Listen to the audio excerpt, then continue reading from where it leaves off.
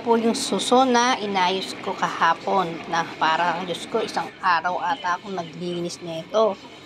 Alam nyo, ginawa ko. Malinis na, binabad ko. Kaninang umaga, pinakulaan ko siya sa suka.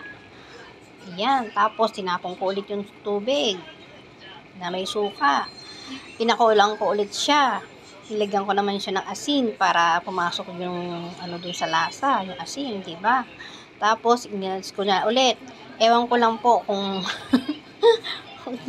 sobra ng pahirap sa suso na to.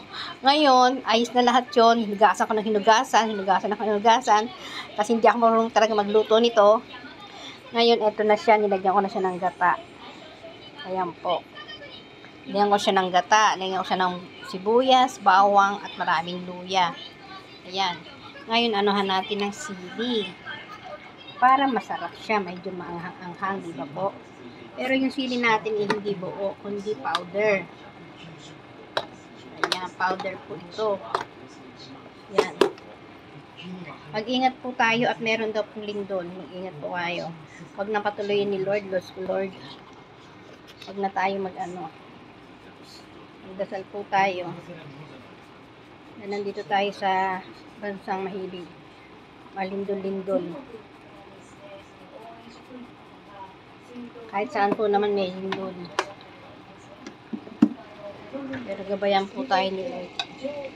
Ito po yung suso na nangyari. Ayan. Ayan po. Sino po kumakain ito? Alam nyo, ngayon lang po ako nagluto nito. Tanang buhay ko. Kasi ang alam ko, ang mama ko nagluluto nito tsaka gumagawa. Kaya hindi ko alam to kung paano linisin. Kasi po tayo, nung bata pa tayo, kain lang tayo, diba? Ang mama ko talaga napakasipag po magluto nun. Puro siya lang lahat.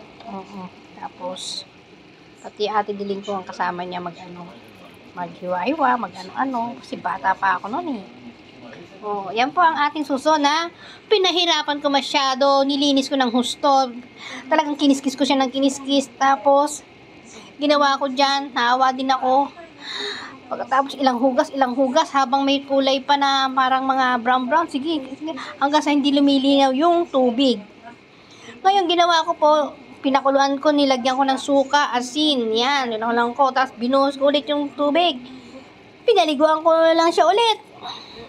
Pagkatapos, pinakulang ulit ng asin na lang. Yun. Tapos, hugasan ko ulit. Ngayon, ito na siya. Nilagyan ko na siya ng gata, luya, bawang, sibuyas. Ayan po. Takpan na natin. Yan po. Yuhu! Bye!